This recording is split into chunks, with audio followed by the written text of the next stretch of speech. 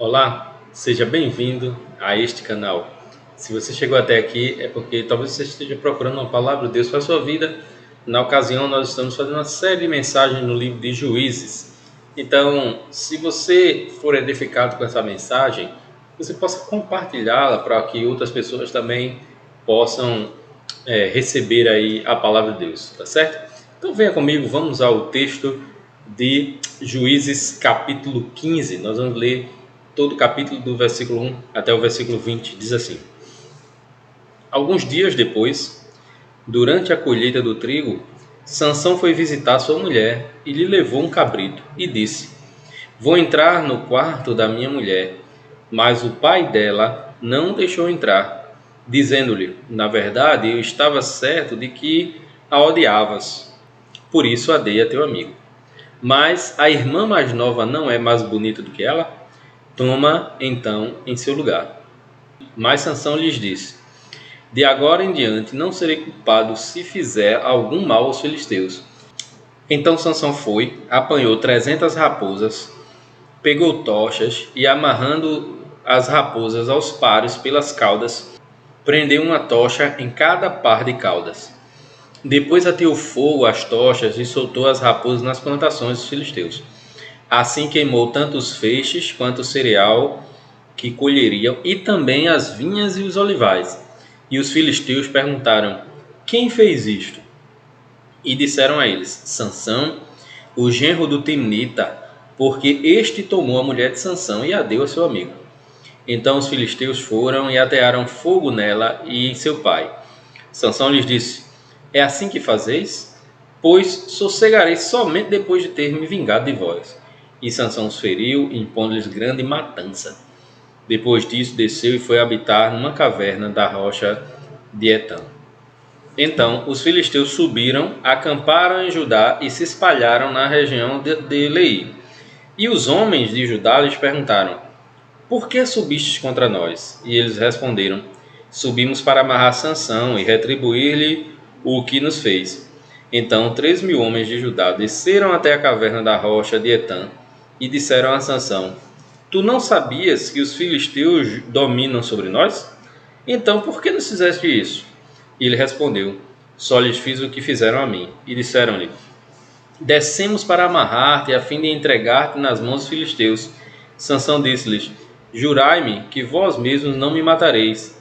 E lhe responderam: Não, não te mataremos, mas apenas te amarraremos e te entregaremos nas mãos deles. E amarrando com 2 cordas novas, tiraram da rocha. Quando ele chegou a Leí, os filisteus foram alegres ao encontro dele. Então o Espírito do Senhor se apossou dele, e as cordas que amarravam seus braços se tornaram como fios de linho queimados, e os laços caíram de suas mãos. Ele achou uma queixada de jumento ainda fresca, apanhou-a e matou 1.000 homens com ela. Sansão disse: Com a queixada de um jumento fiz deles montões e mais montões. Sim, com a queixada de um jumento matei 1.000 homens. Depois de dizer isso, jogou fora a queixada, e aquele lugar passou a chamar-se Ramat-Leí. Sansão estava com muita sede e clamou ao Senhor: Tu deste esse grande livramento pela mão do teu servo. Agora morrerei de sede para cair nas mãos desses incircuncisos? Então o Senhor abriu a fonte que está em Leí, e dela saiu água. Depois que Sansão bebeu, recuperou as forças e reanimou-se. Por isso a fonte passou a ser chamada En-Hacoré, e está em Leí até hoje. Sansão foi juiz de Israel durante 20 anos na época dos filisteus. Amém? Vamos orar ao Senhor? Pai, muito obrigado pela tua palavra. Que o Senhor possa abençoar a cada um que terá contato com essa mensagem, para que ela possa penetrar fundo no seu coração, transformar vidas, para andarem conforme a tua palavra. Derrama a tua graça, nós pedimos no nome de Jesus. Amém. Vou começar essa mensagem com uma pequena história. O título dessa história é Joga Bem, mas Sempre Perde. Então, essa é a história de um pastor que gostava muito de jogar futebol. Então, ele jogava bem, inclusive, ele sabia jogar bem, mas todas as vezes ele perdia. Ele sempre terminava cansado, machucado, derrotado, triste. Ele nunca ganhava um jogo. Nunca. Um dia ele recebeu a visita do seu sogro, que resolveu acompanhar ele até o jogo, assistir ele jogar. E eles, quando voltaram para casa mais uma vez, o pastor foi derrotado no jogo. O sogro dele fez uma indagação, porque teve uma coisa ali no jogo que chamou a atenção dele. E ele disse o seguinte: do jeito que você joga, nunca vai ganhar um jogo. E vai viver sempre aí, machucado por perder os jogos. E aí ele ficou curioso, né? Ele disse: por que não, sogrão? Por que eu só vou perder? Eu bato um bolão, eu jogo bem. Sim, é verdade, você joga bem, só que tem um problema. Você joga sozinho. Contra 11, você nunca vai ganhar. Sozinho, você nunca vai ganhar. Então a esposa ali, ouvindo aquela conversa, saiu logo em defesa do marido pastor e disse o seguinte: não liga não, pai. Ele já está acostumado. Na igreja ele também faz tudo sozinho. Existem muitas coisas na vida que não podem ser feitas sozinhos. Imagina alguém que, por exemplo, faz uma guerra sozinho. A gente tem um filme aí antigo, conhecido, né? Que é o filme Rambo, onde John Rambo ele conseguia vencer uma guerra inteira contra os Vietcongs, né? Na realidade, isso é uma propaganda americana. Então, ele conseguia ali vencer os Vietcongs sozinho, né? Praticamente ele estava lá sozinho, lutando contra aqueles inimigos. Mas, obviamente, isso na vida real é muito complicado, né? Pois é, a história de hoje, né? Dando continuidade à história de Sansão, Sansão fez exatamente isso. Embora ele tenha obtido, inclusive, vitória, mesmo lutando sozinho, né? Ele fez isso pelos meios incorretos, o que vai fazer com que mais tarde ele pague um preço alto por isso.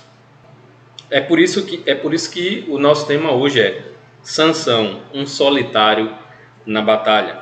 E a primeira coisa que nós podemos ver aqui é que a batalha solitária, quando é movida por motivações pessoais, né?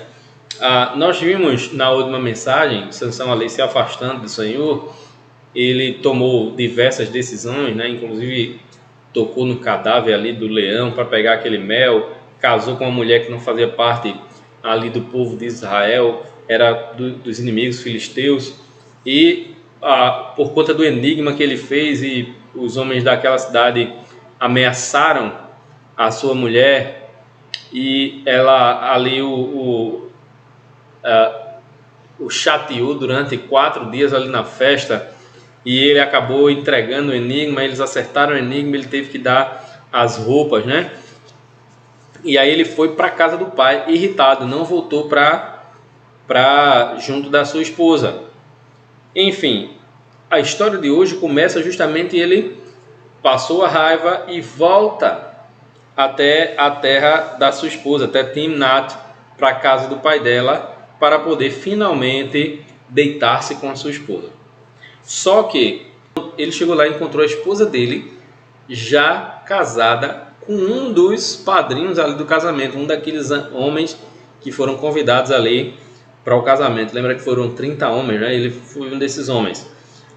Veja, Sansão não parecia muito preocupado em ser o libertador de Israel, mesmo tendo sido consagrado para isso, né?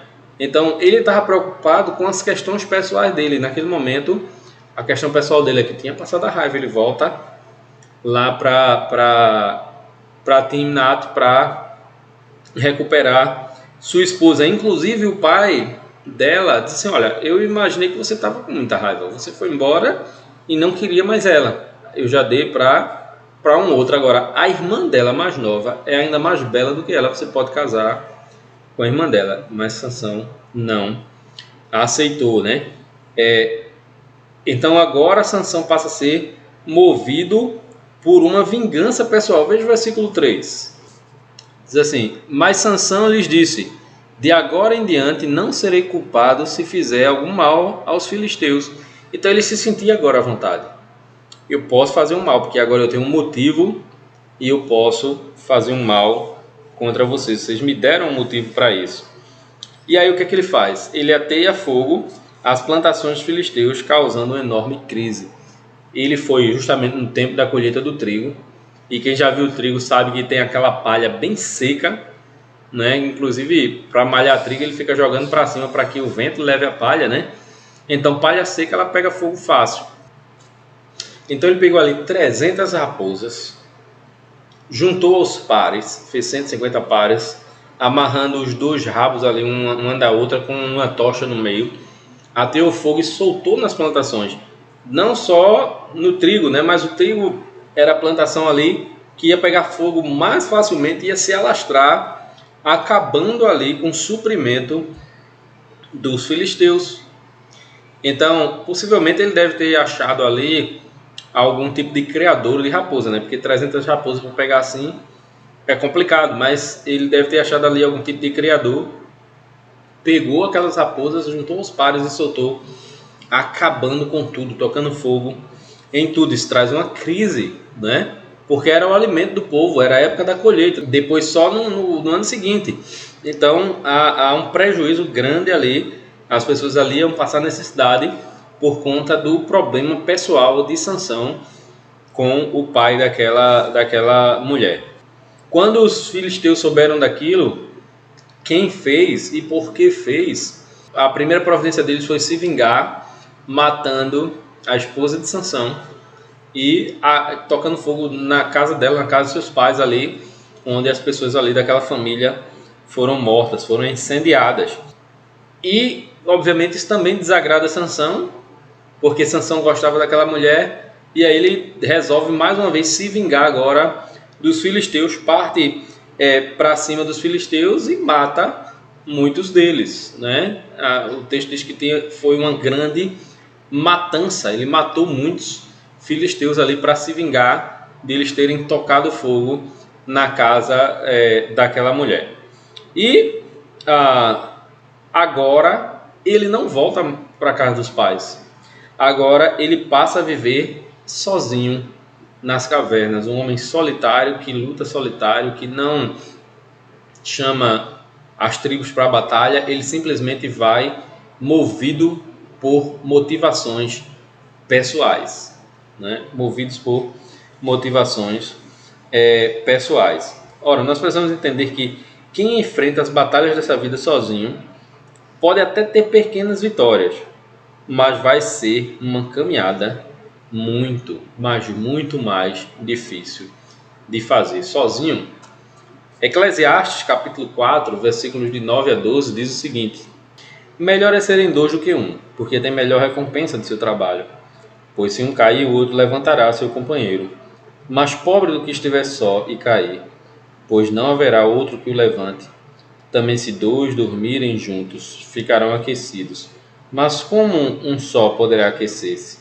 Um homem sozinho pode ser vencido, mas dois conseguem defender-se, e o cordão de 3 dobras não se rompe tão facilmente. Veja, o sábio Salomão aqui está falando da importância de não viver sozinho.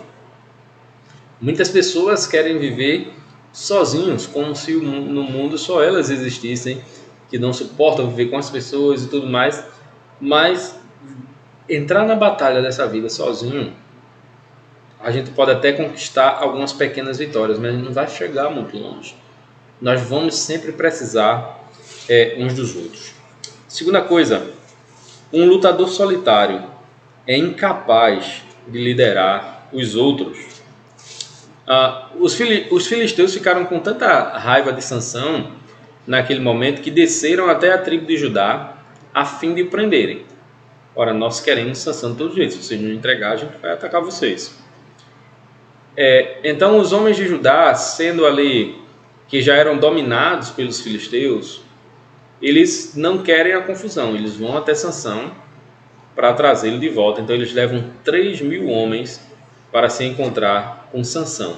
Veja, por um lado, eles tinham medo dos filisteus, que já os dominava há 40 anos. Por outro lado, me parece que eles também tinham medo de Sansão, porque eles mandaram 3.000 homens, né? 3.000 homens para conversar com Sansão. Então, eles não conseguiam reconhecer em Sansão um líder. Eles disseram: Sansão, Você não sabe que os filisteus dominam sobre nós? Então por que você foi arrumar confusão com eles? E aí Sansão diz, olha, eu só dei aquilo que eles me deram, né? Eu devolvi aquilo que eles me deram. Então, nesse sentido, as pessoas ali não viam em Sansão um líder para liderá-los na batalha. Eles já estavam acostumados com aquela situação. Eles já estavam acomodados. Lembra que eu falei que dessa vez já não é as pessoas que clamam para Deus levantar o juiz. Deus toma essa iniciativa. Então, me parece que as pessoas ali estavam conformadas com aquela situação, estavam preocupadas em Sansão complicar a situação deles em vez de libertá-los. Sansão, por outro lado, também não tinha interesse nenhum de liderar o povo. Ele não tinha interesse, não era preocupação de Sansão libertar o povo, apesar de Deus ter consagrado Sansão para isso. A preocupação dele era a sua vingança pessoal, certo? Então, ele poderia muito bem dizer assim, olha, venha comigo, vocês viram o que eu já fiz, nós vamos derrotar e vamos nos libertar do domínio dos filisteus. Por outro lado, os de Judá podiam dizer, Sansão, venha nos liderar, nós precisamos vencer essa batalha, mas nenhum deles tinha interesse, estavam todos acomodados nas suas respectivas situações. Ora, as motivações egoístas nos dividem, fazendo com que tenhamos que enfrentar as batalhas dessa vida sozinhos. Muitas vezes a gente podia ter companheiros conosco, lutando conosco, mas nós somos tão egoístas que às vezes nós acabamos lutando sozinhos, preferimos estar sozinhos do que ter essa preciosa ajuda. Terceira coisa, o lutador solitário precisa enfrentar suas batalhas fora das regras. Ele não consegue enfrentar suas batalhas nas regras corretas, né? Os filisteus eles estavam contentes por acharem que finalmente se vingariam de Sansão, porque os homens de Judá chegaram lá e disseram, olha, os filisteus estão aí, eles são nossos inimigos. Sansão disse, olha, se eu permitir que vocês me amarrem, vocês prometem que não me matam?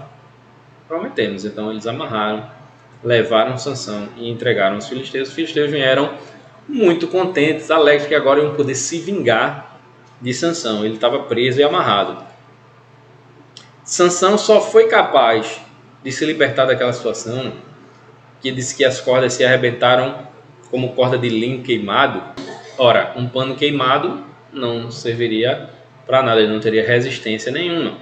Então Sansão arrebentou muito fácil. Por quê? Mais uma vez aparece o Espírito Santo ali que traz a força de Sansão. Toda vez que Sansão tem uma demonstração de força, a demonstração acontece por conta do Espírito Santo que dá a força a ele. A força não era de Sansão, mas era do Espírito Santo. Então ela arrebenta aquelas cordas com facilidade e vai para vencer os filisteus, né?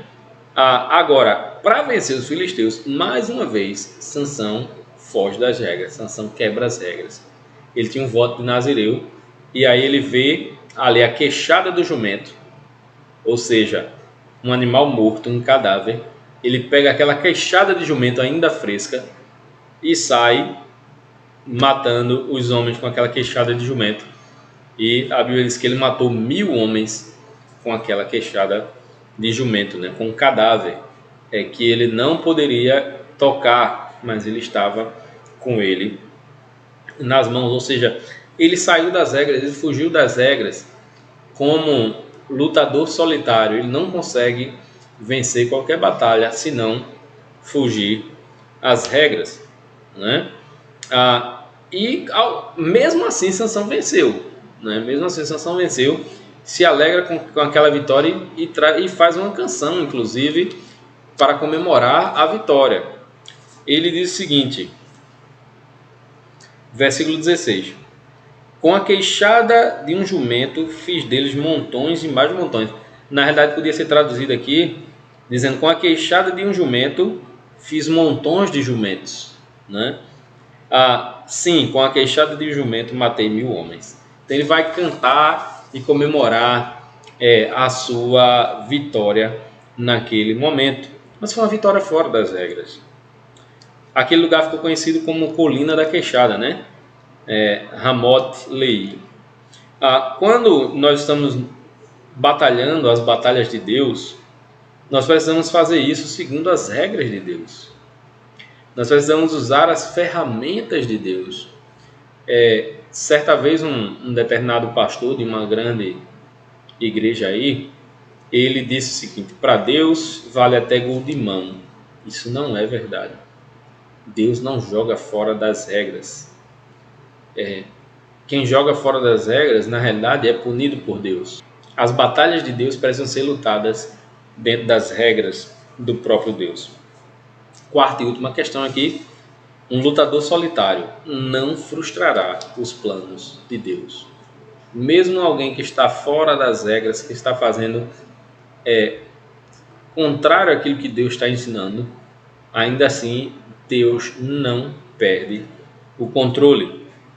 Então Sansão termina aquela batalha com muita sede, né? Ele tinha matado aqueles 1000 homens, estava cansado, e ele termina ali com muita sede, só que ele está numa região desértica. E aí é um problema, né? E ele começa a clamar a Deus ali. Ele reconhece que Deus deu a vitória a ele, né?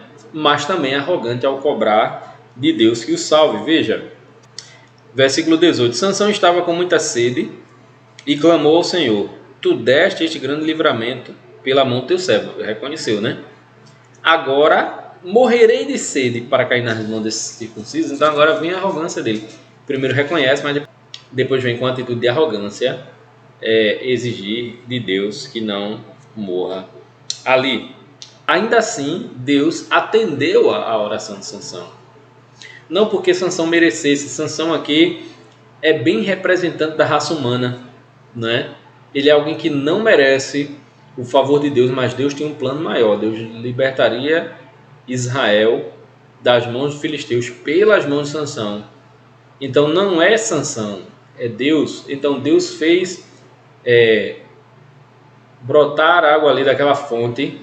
Sansão matou a sua sede, mas não por Sansão, mas por Deus. Ok?